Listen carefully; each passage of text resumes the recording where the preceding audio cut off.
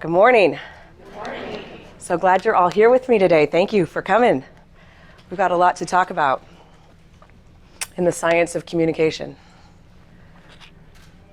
I want to start with you today by talking about how science changes.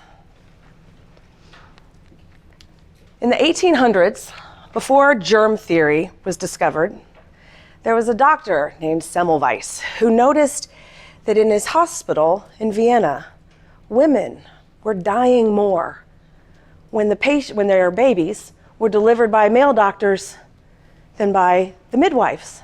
And he was curious about what could be causing this experience. You can't hear? Is this better? No? Is this better? No? Is this better? Yes. Ha-ha! I was turning the wrong dial. See? That fits with this conversation today. It's all about turning the right levers. All right, let's start that over again. Okay. So in the 1800s, before hand washing was a thing in the world, there was a doctor who discovered that, was seeing in his hospital, that when babies were delivered by men, they died. The mothers ended up getting this thing called childbirth fever, and they died twice as often, or 2 times more, than if they were delivered by the midwives. And so he was curious, what could be the explanation for why women are dying at such a higher rate when the men are birthing their babies? So as any good scientist would think about it, he listed what all the potentials could be. And the one at the top of the list was maybe they're dying of embarrassment. Maybe they're so embarrassed that men are, looking at this is the 1800s, right? So maybe that could be the cause, right? And every scientist, you're supposed to explore all the potential theories, all the potential things that could be at work. And of course, discovered it wasn't that. What it seemed to be is he noticed that one day while doing an autopsy, one of his colleagues cut his finger during the autopsy and then died. And he thought, maybe there's something to do with the material coming off of dead bodies and going into our patients. Maybe there's something related there. So they end up eliminating or starting to increase hand washing amongst the men, because the male doctors, turns out, were doing autopsies in the morning and then in the afternoon going and birthing babies. This is before hand washing, before gloves, before things like that. This is 1840 that he discovers this. The death rates immediately plummet. They equalize with the maternity ward being delivered by babies, saving immeasurable lives. So wouldn't you think that everybody would be happy about that? They'd be excited. We figured this out. In fact, they didn't, though.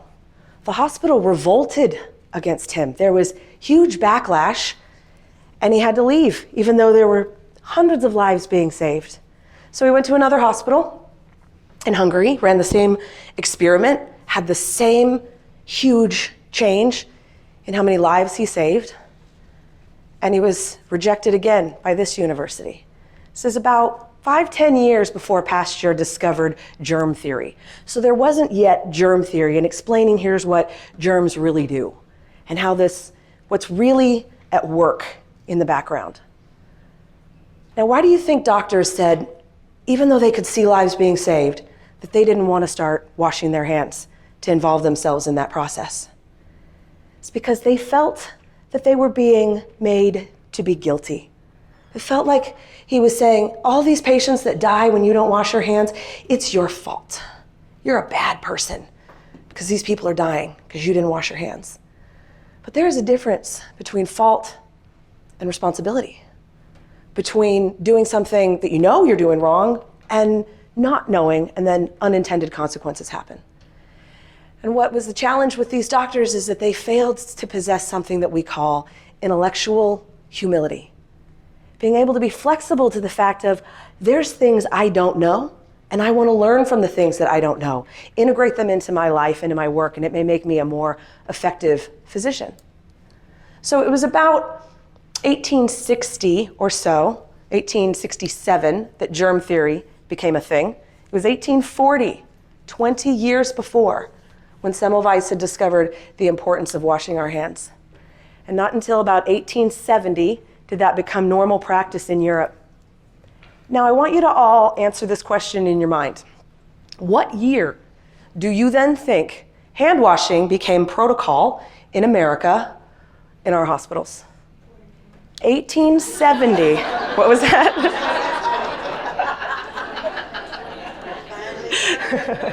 During the pandemic? Yes. So 1870 is when the whole of Europe finally says, okay, we'll start doing this, about 30-ish years after that was proven. How long until American hospitals mandated doctors have to wash their hands before they could touch patients? 1940. Guessing about 40s is 1980. What? Yeah, I was born before that, so that kind of creeped me out a bit too. You know, what was going on? This concept of intellectual humility. There's this kind of stubbornness we can have when we don't know information, we don't necessarily want to change, or then there's this gullibility we can have of just believing everything, and we want to try as experts, as the doctors in our field of communication, staying in this place of a realization that we don't know what we don't know. Science is just beginning to unlock some of the most amazing details about our universe. It's not a time for us to be rigid. It's not a good time for us to stay fixed, that everything that I know is how everything is, for sure. Stay in this place of intellectual humility, and what that enables us then to be able to grow and change and do, no matter what your profession. As we know now, you can't even, doctors don't even breathe on you. You're not even allowed to breathe on them. How much of a difference we experience in our world today than we did then. And the biomechanics were identical back then as they are today. We just know differently, and look at how much differently we do things in such a short amount of time. So stay flexible. Be an expert, but be a flexible expert. Understand, as you are about to learn and go into an understanding of what the science of communication is, how science is changing our fields, and think about, how do I want to integrate this, even though it may disrupt some of what are the norms I already think about, just like it disrupted things for Semmelweis's doctors. There's 3 shifts that communication creates that we're going to focus on in this morning's session. This afternoon, we have some workshops. We're going to go into a significant more detail on nuanced elements. But I really want to ground you on these 3 key principles of what communication science teaches us as communication and public relations leaders. The first is to understand, like really to get, that communication forms perception, and perception is reality. Perception is reality. If I perceive someone is doing something negative to me, doesn't matter if they're doing something positive, it is a negative to me because that's all that I can perceive and see, so my experience is only in that negative. This really matters. I want to sit here for a moment because we really need to root and ground and understand what we're saying when we say perception is reality. Because we create states of reality. We live with companies, with messages and things that we know to be true, and it's our responsibility to communicate that so that others understand. But they may be living in their worlds of perception that are not aligned with where we're trying to come with our messaging so that we connect and it makes sense. They might be living in a very different perspective. Let me show an example that I think explains really well. It says 74-year-old man uses a hairdryer to slow traffic near his home. Does that not look like a radar gun? I mean,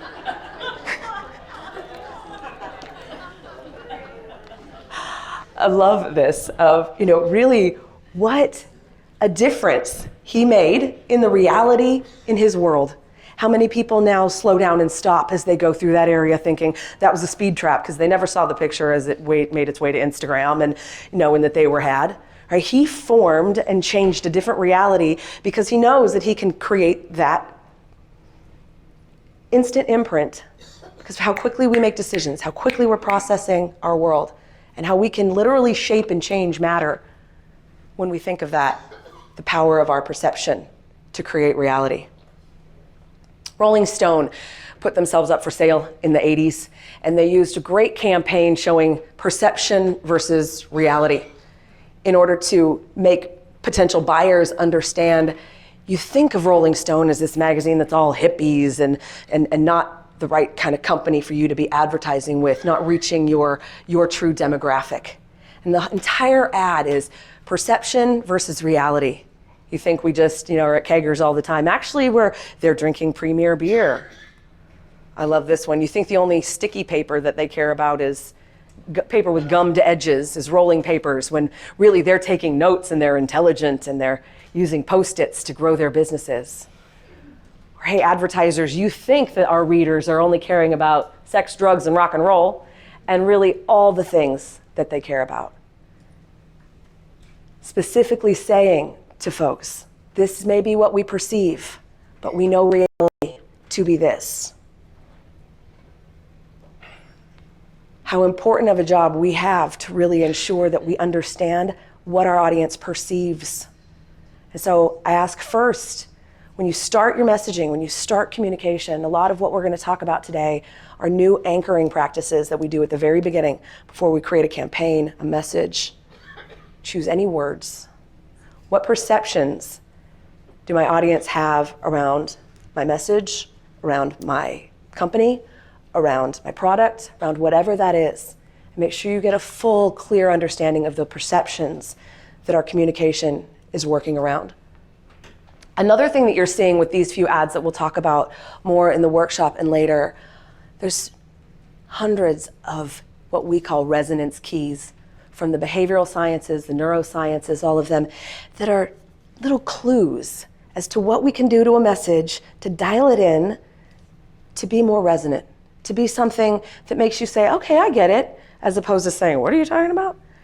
And one of those that we'll talk about this afternoon that you're seeing here is what's called contrast.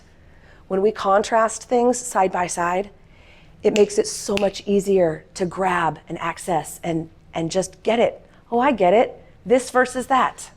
This versus that.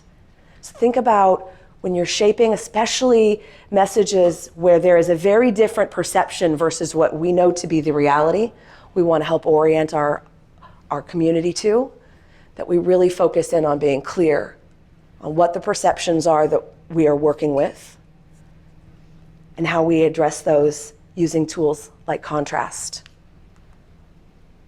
The second is a really big one we want to consider, and this is around communication, creating states of change. Now, does anybody think about communication as being something that instantly, continuously is creating change? Because usually I think when I talk to folks, they seem to think, well, that's like the end stage of communication. We're eventually getting to a place where they're changed. But I'm here to say that's not what any of the scientific research says. Scientific research says communication at its core, at its essence, every word is creating change. It's a change in a state of awareness. It's a change in a state of delivery and receipt. Think of it this way. If you order a package from Amazon and that package shows up on your front door, the moment you go and you pick that up, you have now taken that package into your world. You're changed. You're now a person holding a package, and you weren't a person holding a package before. Every word that we exchange with one another changes us inside at a physiological, neurological level in terms of the awareness that we have or the emotional state, the way that it is interfacing with everything within us. And that is that makes communication quite a profound responsibility. If we think about, I'm not just randomly having a conversation with you, I'm really changing you. Even more so in environments that we call scaled communication, what all of us do, we call it scaled when we're looking at any time we communicate with people more than one-to-one. So scaled are internal comms, PR, external. We're manifesting huge messages out into the world. Huge words, huge things that are initiating change. So really we want to make sure that we are aware of, I'm not just pumping words out there, I'm changing people. Now the thing to know about change We all have some emotions or thoughts and sayings around change in our society. But what I want you to understand is when we're initiating change, we're doing it in 3 places. Ourself, in others, and in matter. Every communication changes people, changes things across 3 fields: in ourselves, in others, and in states of matter. Now, change is actually really natural, really easy. It's what nature is. Now, we've got sayings around change in this country that I'm not going to say out loud because you know the saying, change is. And what we know, and I'll teach this afternoon when we go into some of the things around what creates backfire, what science shows us will make people reject our message, is when we repeat things that are well known, things that are familiar, things that are cliches, but that are not true or that don't serve us. So if I stand up here and I tell you change is blank, and I use the saying that I know we always say, in a few months from now when your memory's a little bit fuzzier, you're not necessarily going to remember anything that I talked about, but you'll remember that saying.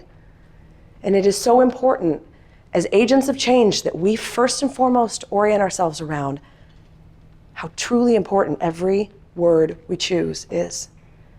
And that if we repeat things that are negative, we repeat things that are what we are trying to get people to move away from. If we are trying to change a perception, but we keep repeating the language of that perception, we are fundamentally canceling ourselves out. In a world with so much mis and disinformation and polarization, weaponization of language, all the things happening, really is important that we tune in and be super intentional, responsible with every little word, not repeating anything that isn't what is the core reality we want to be understood. When we think back to the grandpa example, how did he change across those 3 states? Well, for himself, he got people to slow down in front of his home. He probably had fun. I kind of want to go do that by my house. I think it looks hilarious. Like, I would just be curious to see. He changed other people, right? They slow down. They're more likely to recall and think maybe there's a speed trap there, so I'm going to go a little slower. And he changed matter. Does anyone use Waze or different types of apps where you can report those things are happening? His home is reported as one of those places. He changed physical structure from his nonverbal communication. He didn't even use words. So orient core around the tremendous opportunity, responsibility we all work within, and that we are shaping ourselves, those around us, and our words with the language that we choose.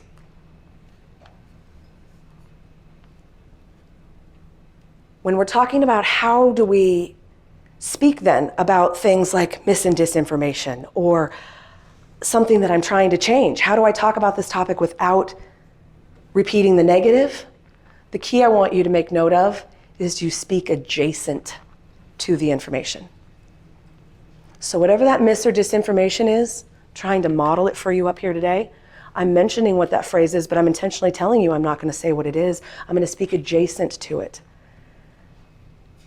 And I propose that in a few months you come back and look at your notes, you watch all this again, you're going to remember I never said the saying, because change is easy. Change is nature. Change is happening constantly if we accept and realize what change really is. It's a little tiny thing. And all these little tiny things build into something that is a big change. Let me prove to you change is easy. Who here has ever gotten really mad and upset if you got a free upgrade to first class? Anyone? What if the hotel said you can have a late checkout today? You're fine to have a late checkout. That is a change from where you were before. Anybody getting mad, sad about a late checkout or a first class upgrade? I could keep going. There's a lot of things that we don't get mad about or feel any kind of conflict that are involving change. So it is not true, the old cliche. The types of change that harm us, types of change that put us in a state of unease are what we call reductive change or additive change. Reductive, I've lost something. There's something I need I now no longer have. There's a new absence in my life. Or certainty has been removed. Think of a child moving to a new community where they don't have friends, they don't know someone. They're going to have a lot of fear about that being a reductive change. I don't have certainty anymore. Or additive change, primarily load and overwhelm. I think those are some of the most heavy in our society right now, as science shows that we are all in what they call states of cognitive overload. Simply put, our brains can only handle so much. I like to think of a visual of a juggler, right? He's got so many balls. And then communication and this noisy world just keeps throwing another ball at him, right? And throwing another, and he's doing it, and he's getting it, and you're doing a good job, right? You can really juggle a lot. But everyone's gonna reach a point where they eventually start dropping balls. You can't keep an infinite number going. And in our world of hyperized communication, how much, I can look around and see that I'm among folks close to my age, right? So we lived pre-internet, and now in post-internet, the amount of information we have access to constantly coming at us is imagine yourself and think of your mind as that juggler. And then maybe what you're juggling though, some of them, they're not balls. They're those, those little pinwheely things that they have that light on fire on one end, right? So there's some of those in there too. So you gotta be careful, these things that you're juggling. So there's some hot information in there. And so what happens to you mentally if you're juggling all those things? You start paying attention to less and less. You're able to notice less in your environment, less situationally aware, because you're in a state of cognitive overload. So it serves everyone before creating communication to orient and know that my community, anyone that I am speaking to, is in a state of cognitive overload. And it's important for me to make sure I'm not throwing a ton of new balls, and certainly none that are lit on fire, okay? When we're thinking about the dynamic of how we're engaging people. I really think around change, and positivity, what are the things that make change feel better? What are the things that make natural change feel additive in a positive way? As I was thinking about this, and I thought, maps, this is a great way to show things, of how positive things that add time to our existence, that add space, resources, and knowledge. How did it feel pre-internet to take a road trip with the map? There's some nostalgia and some fun to it. I did a year of college in Germany, and I traveled all of Europe before we had smartphones. I traveled all of Europe with a backpack and a book as a teenager. Now, I have 2 little kids, and I think about that for them, and nothing terrifies me more. Can you imagine putting your children in Europe, with a book and say, have fun, see you next year? What? Change is good. Change makes our world a healthier, more successful, more cooperative, dynamic place. So think from those pleasing forms of change. How am I adding and benefiting my audience around change that improves their relationship with time, with space, with resources, and with knowledge? And as you audit your communication, as you look at the style of your language, challenge yourself to juxtapose between these 2 sides. Am I proposing change that they're going to feel is reductive, that they're going to feel is taking away, that they're going to feel is a load limit? That's the type of change that will create more of what we call backfire, where it doesn't do what you wanted it to do. You think it's going to do this, and it does this instead. And instead ask yourself, how am I adding benefit in this change when it comes to these 4 states? And are there messages and points that I want to incorporate of what I highlight because of those elements and what they show us? Now, when it comes to professional communication, there's an international standards organization known as AMEC, And they set the international professional communication measurement standards in what's called the Barcelona Principles. I encourage you to all go download this document and check out their website if you're not familiar with them. There's a number of really profound tools that they also offer around how we, as communication-minded experts, can think about our place in the market and how we apply quantifiable and qualifiable measures to our work. And they have some free tools and things to go through doing there. What it all comes down to is truly that we are measuring changes in states of three things: changes in attitudes, changes in perception, and changes in behavior. Attitudes, perceptions, and behavior. So when you take our classes and our workshops, one of the things that we teach you how to do from day one is, how do I orient and create strategy differently? How do I get a picture of what my audience is, what my message is, where I'm going?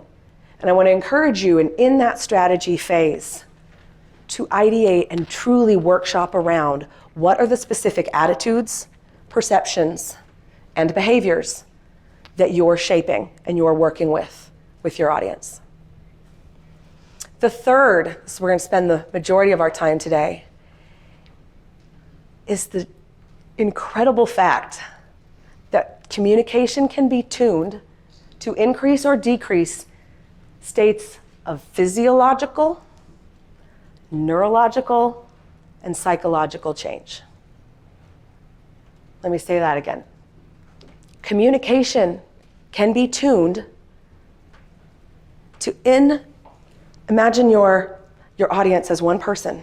And in that person, just as I had to adjust the volume, that's why I said this kind of kismet that this is happening. We literally can go in and tune up how we influence their perceptions, attitudes, and behaviors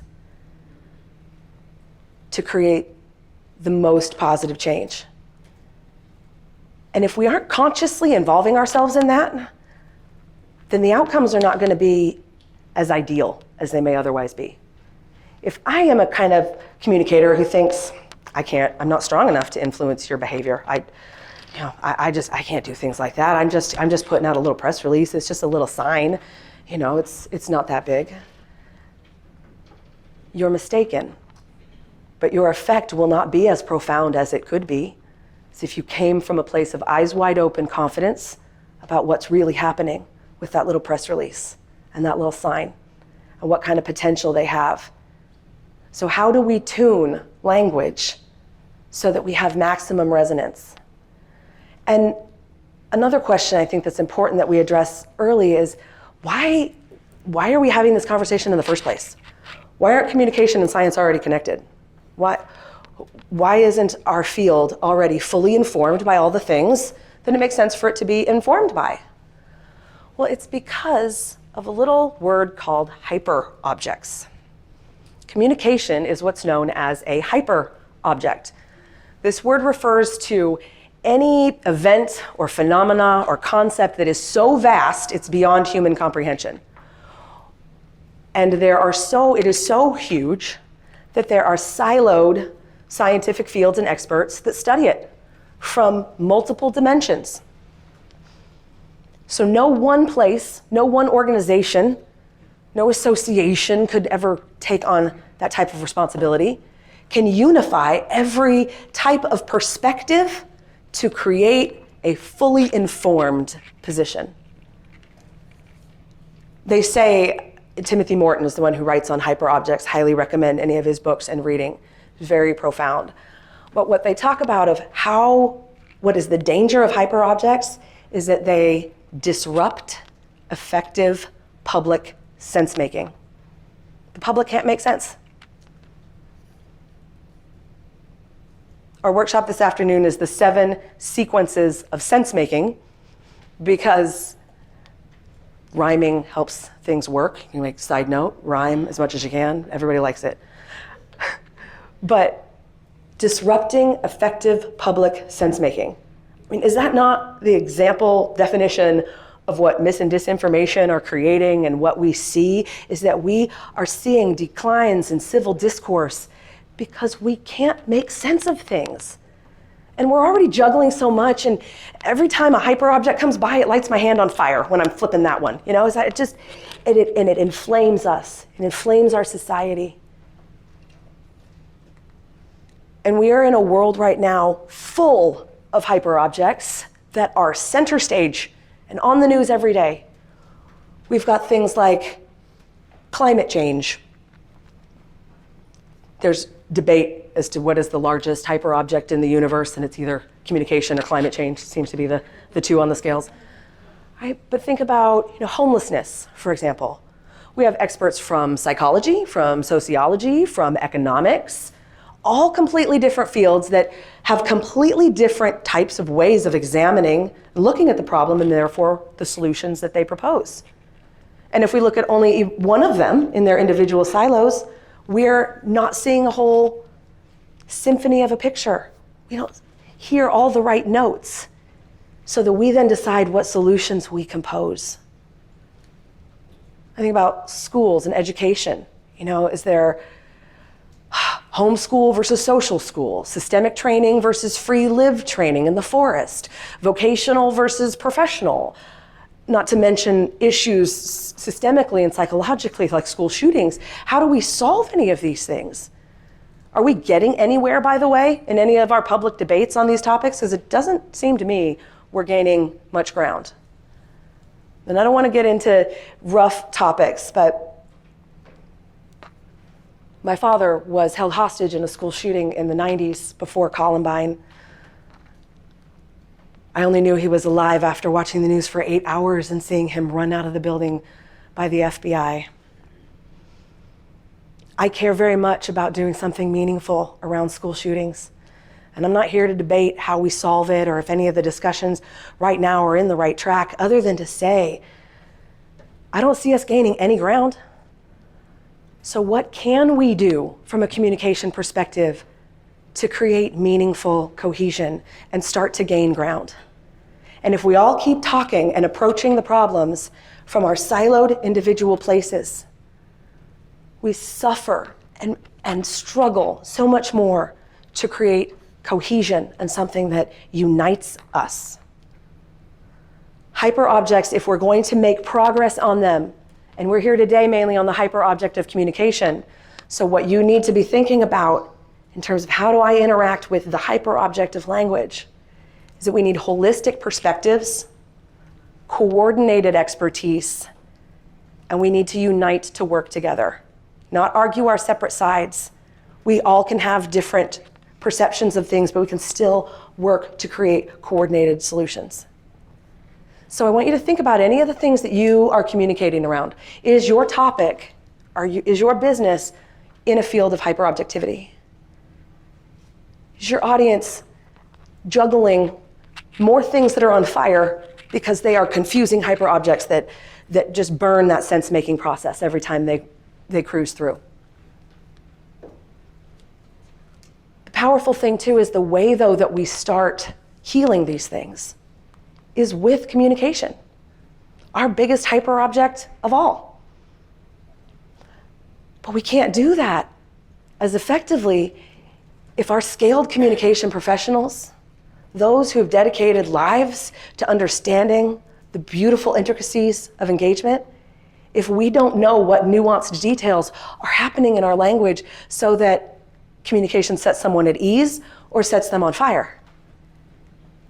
Why is there such a difference? Has anyone seen and put out a piece of communication and it made all these people real happy and all these people are now lighting the building on fire, right? What happened? How was there such a completely different response from things?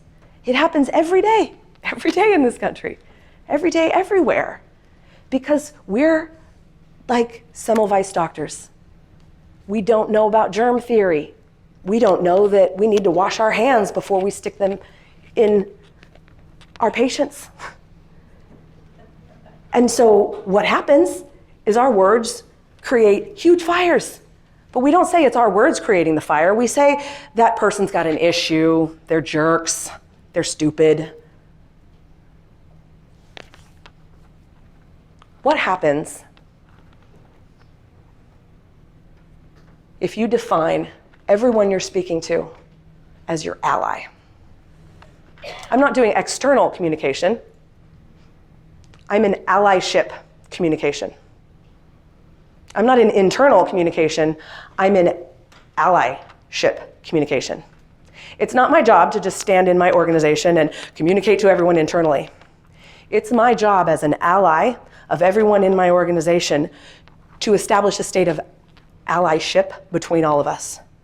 Similarly with my external comms. You're not just a bunch of people I'm randomly giving a message to and then I'm going to walk out of this room and we're not going to talk again.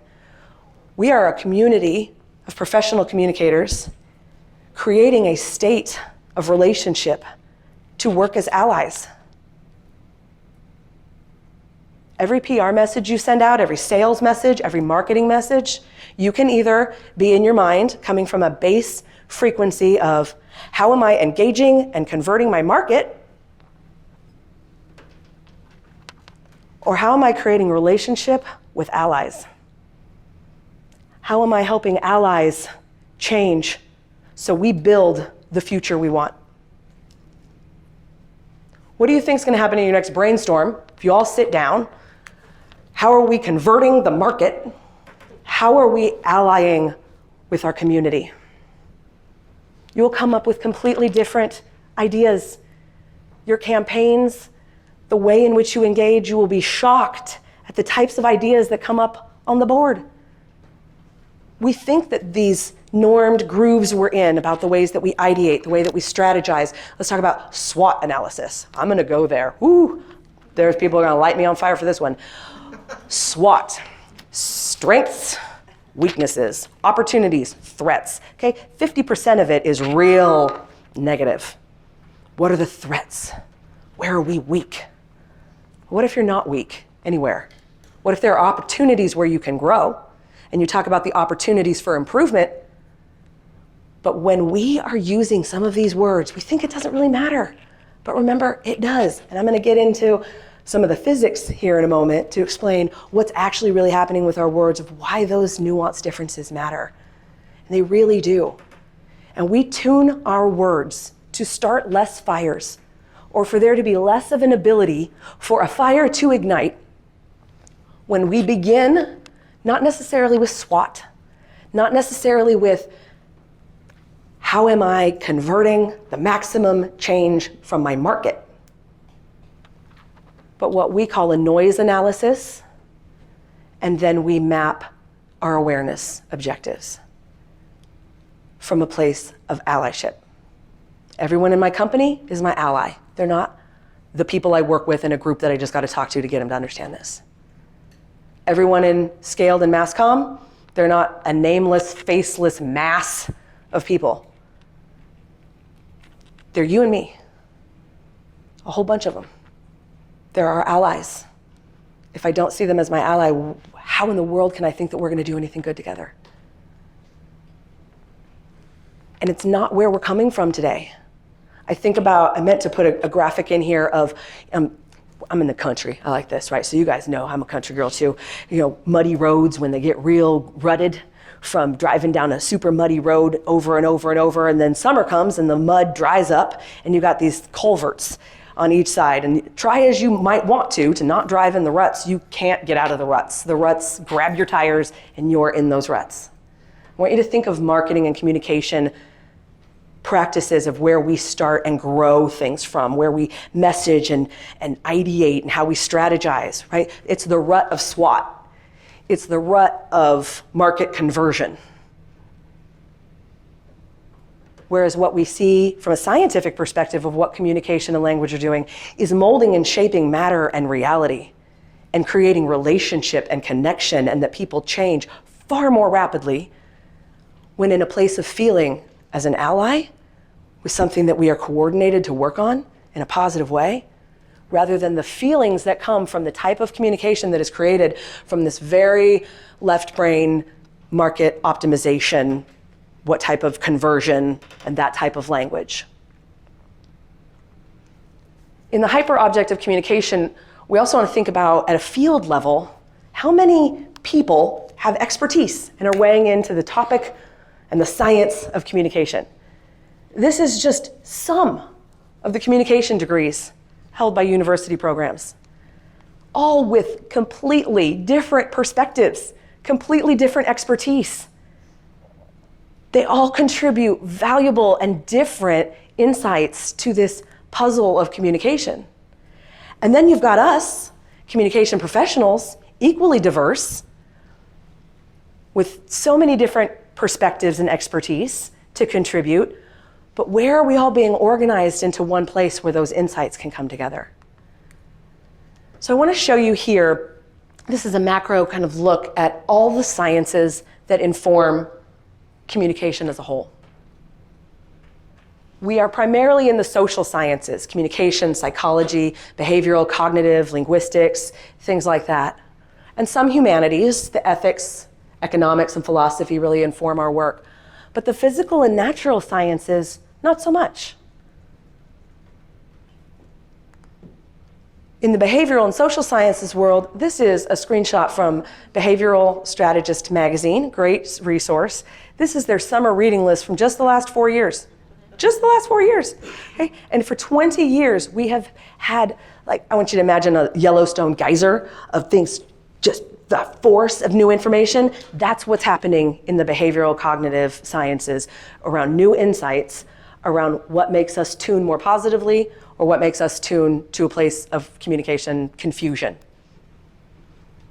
One of them I talked to you about earlier is contrast. Because what that's showing us is that what these sciences are learning is that we have all types of shared patterns.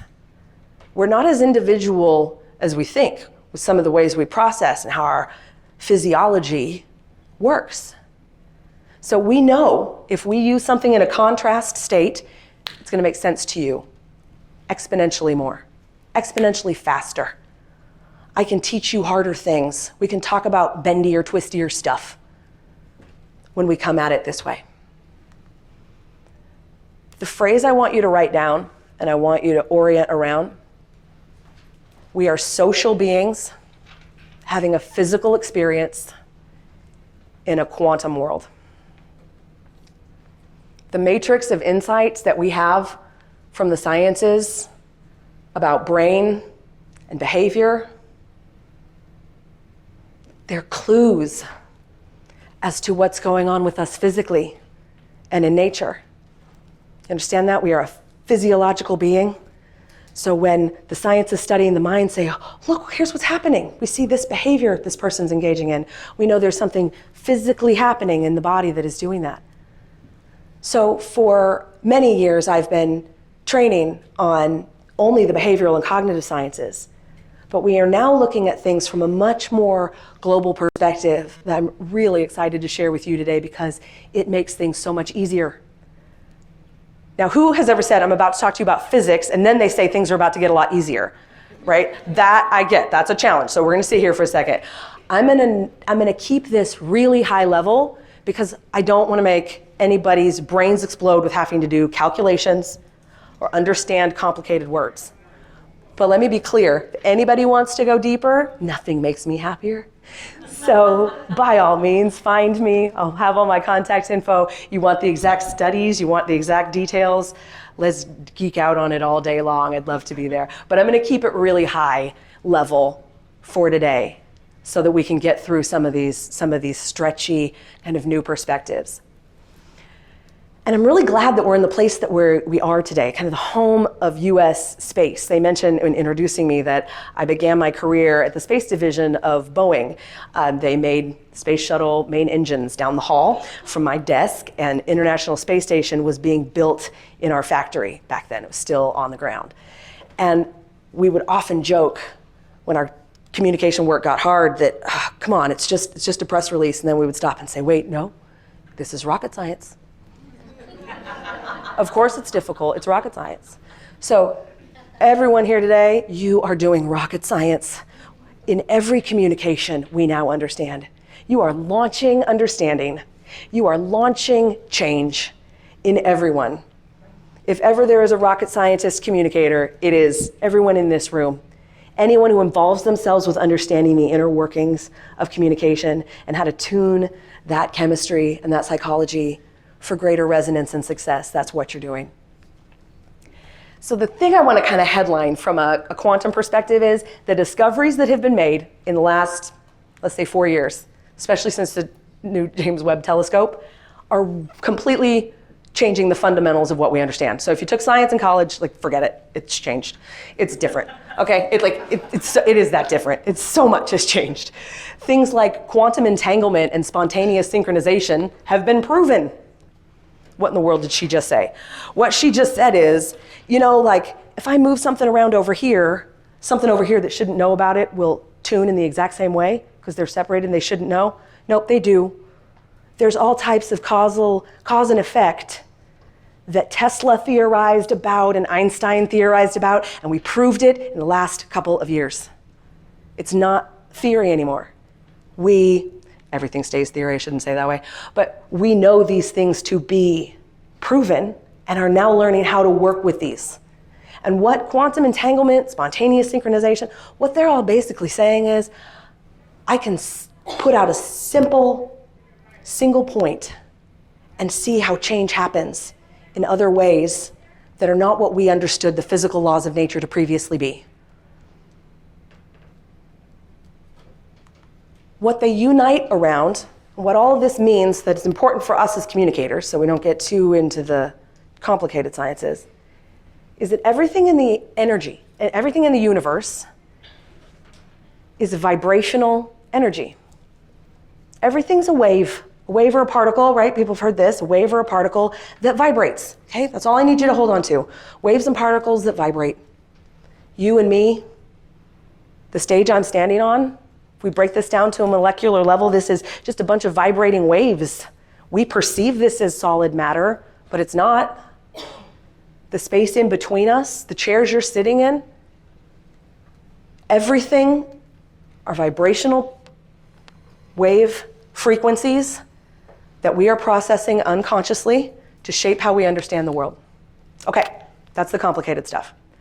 Now, what is that understanding? How's that changing biology? Like if you want to go to the doctor, right? What's a doctor going to understand or do differently for us today?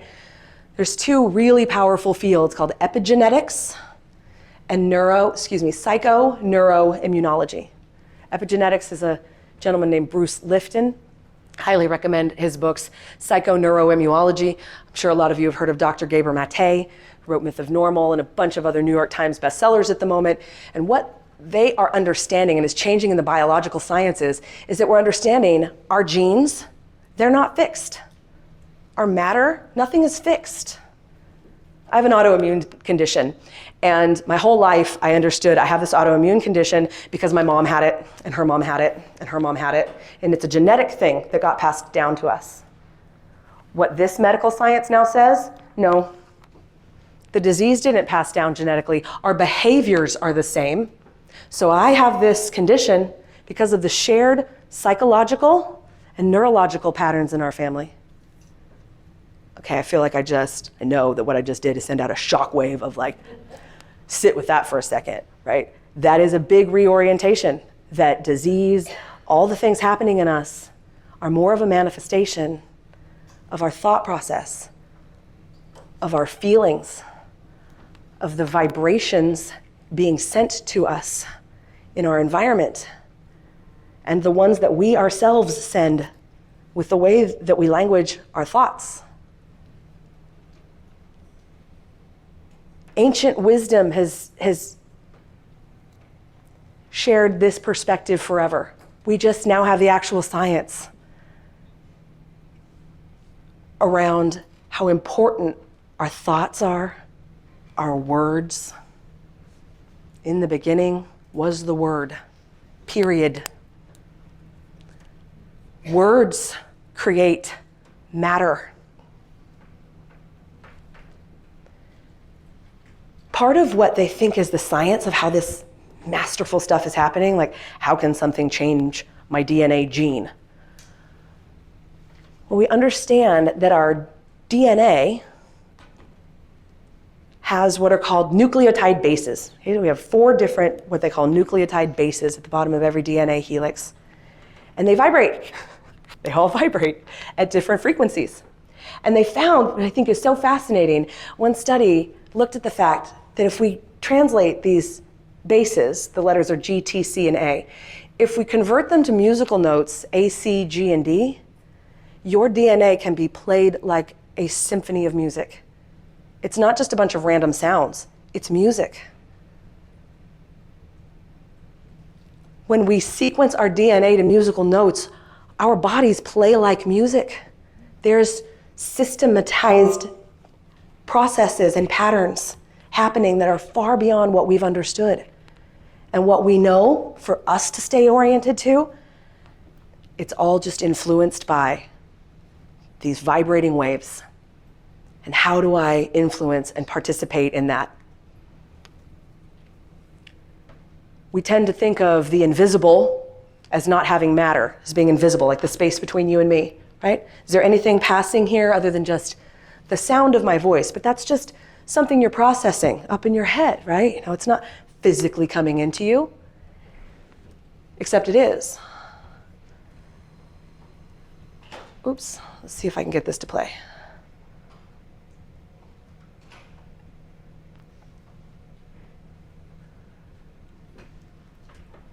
We can see when we do experiments where we look at sound waves.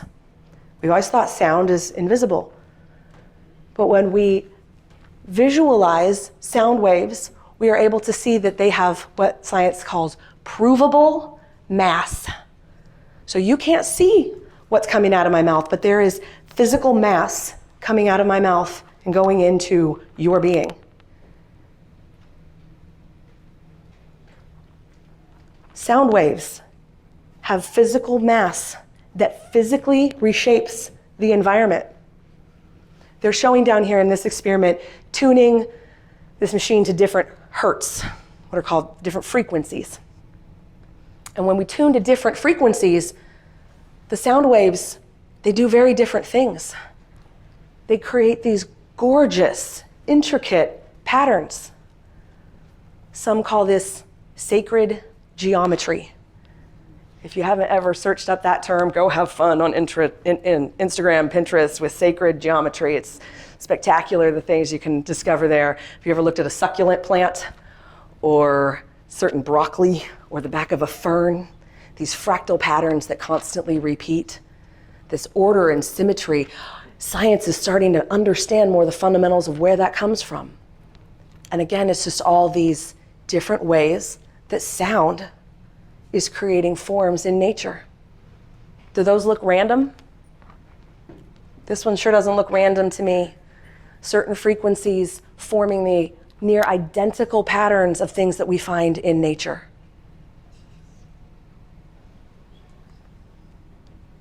This understanding of sound waves affecting matter, it's part of medicine. This first article is, actually, I don't know if I put this one in here, but some of my articles were dated back from 2008 about how science is using resonant frequencies to heal people. So it can be used to change the way, see how high frequency sound can revolutionize the field of ultrasound-driven chemistry. This piece over here is from Stanford, doing research on how do we use noise and acoustics to vibrate in to physically change structure. So we now see that that's what's happening. If you go on Today's Show on NBC, on their website, you can watch the full clip of this. So it's just from last month, groundbreaking ways that sound waves are being used to treat tremors. This man has a tremor disorder, and he wasn't able to write anymore. He couldn't play the organ at church anymore. He went in an MRI machine with special sound wave, just putting frequencies, sound wave frequencies, the sounds you and I put out, into this man's body. He doesn't have tremors anymore. Let's remember Semmelweis doctors, okay? There was so much more happening in the world that they didn't understand because they didn't know about germ theory yet. Guys, what's the name of the blank theory we don't have yet that describes and unlocks what's really happening? So I think a lot of this is here that we're talking about today, and why we want to keep staying in that place of remembering the Semmelweis doctors who said, I don't want to wash my hands because I don't know, it's not proven enough, as opposed to how much we can benefit and how much of medicine is phenomenally involving themselves in benefiting from understanding how we work with the vibrations of sound to influence people. this look familiar? Kind of like maybe one of the other ones we saw of how sound was shaping sand and forming those. This is from that Stanford study. That's heart tissue. Those are heart cell tissue. And it says a simple change in frequency and amplitude puts cells in motion, guides them to new positions, and holds them in place. They're wanting to heal hearts, grow new heart, and they do it simply with vibrating sound. It's so complex and yet so simple.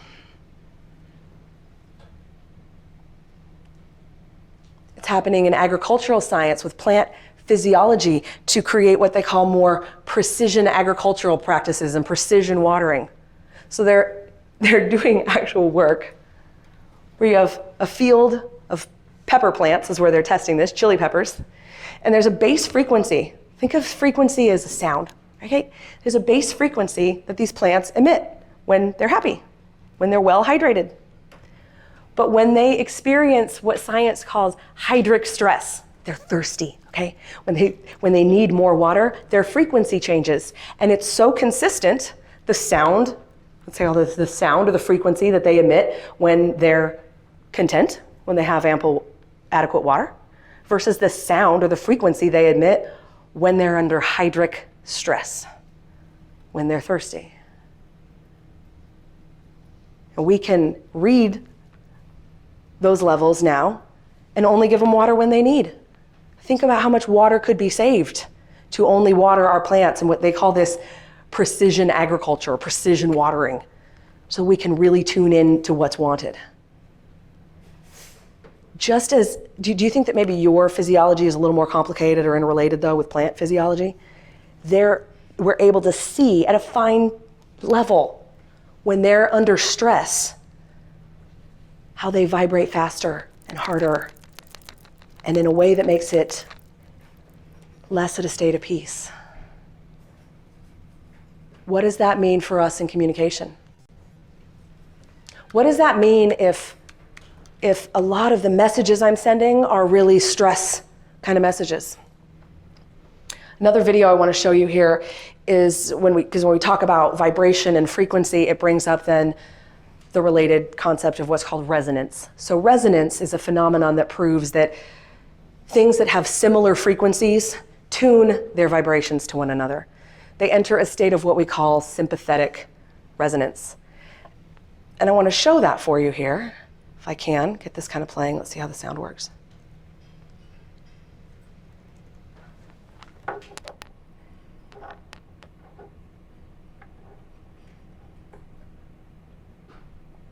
So I'm going to see if AV can come up here and maybe turn up the volume, and because I'm not able to do it. But while this is playing, you can still see what's happening on the screen, right?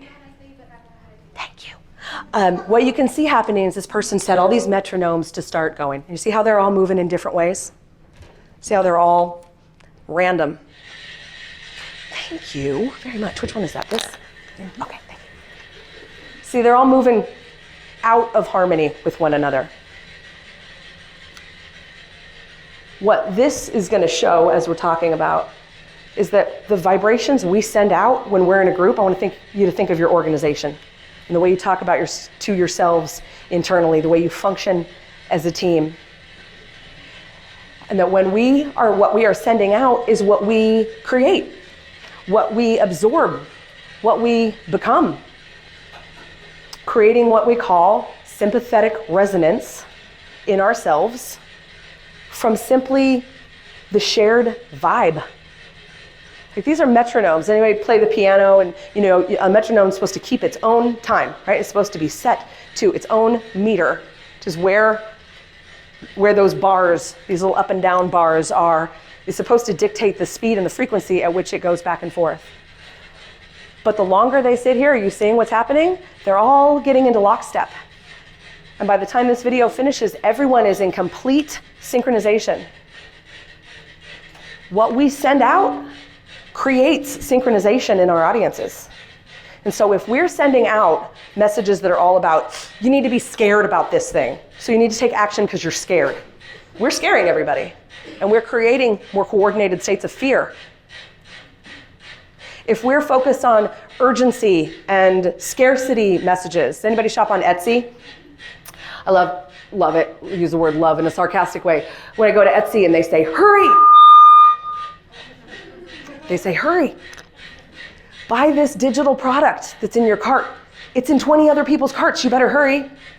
It's a digital product. There's no limit on digital products. It's not going to run out. But we're tuning into the world. Hurry. Rush. There's not enough. We're going to run out. What's your pain? What are you afraid of? Pain gain messaging? Whew. That's another topic for another day. But what happens as we continue to vibe and make our resonant message we're trying to get everyone to come into harmony with, one that's only coming from what is the pain people feel? What are people afraid of? What is the worry? Where is there not enough time? Where is there not enough access? Then we create sympathetic resonance around that negative. We have such phenomenal power of how we tune our words so that the states of harmony that we create are what we're looking for. It's the people that are in cohesion, not the people lit on fire. We have this type of quantum power in our language when we are intentional with the tuning of our vibe. You ever walked into a room and been around a person and said, I just don't like the vibe here. I'm not liking how I feel. You're right. You're right. There's so many clues in our language to this too. I bet as you go home, start thinking about so many different things that we talk about here around how we tune our language, and there's clues hidden in our environment everywhere. I don't like the vibe in this place. I don't like the energy around that. That's literally what it is. We're right. Even though we didn't know at a quantum level that's what was happening, we now do. So we have a phenomenal opportunity. We have never in the history of humanity been able to access so many clues in the sciences and use them to tune communication for harmony, to create harmonic resonance. Yes, that means they participate in what I want them to do. That means they come to the website. That means they do all the metric boxes we have to change. But we get them doing that from a place of positivity and relationship and success when we think about how we are tuning to be in concert with our community. I say the word community a lot because I try to never use the word audience. I use it every now and then when I know that I'm with people and that's our norm of what we use, but only then to help us shift to, we want to be talking about our community. Words matter. Words create worlds. If you keep talking about your audience as your audience, it separates you. I am separated from an audience. I am one with my community. And we are a community of public relations and communication professionals, are we not? We are a community of citizens of this country, are we not? There's so many things that unite us in community. Map what those things are if this doesn't come natural. Where are the community relations points that we have together? Not in the functional list, but in the sense of what unites us, what common ground we share. Then you're able to start creating communication more from this level. Because just like the Semmelweis's doctors who wanted to heal, they thought they were tuned to harmony. But they were actually tuned to harm. There's a very fine line between the two. If we stay uninvolved, if we don't want to consider the research because it's just too stretchy, and I majored in comms to stay away from math, for God's sakes, right? If we say those types of things, we're hurting ourselves. We're undermining our individual success, and we're also undermining the experience in our own bodies. I'd love to give you a lot of case studies right now to show you how this work can help people, how we've used it to do great things at work, in our clients, changing social narrative campaigns. There's so many I could show you.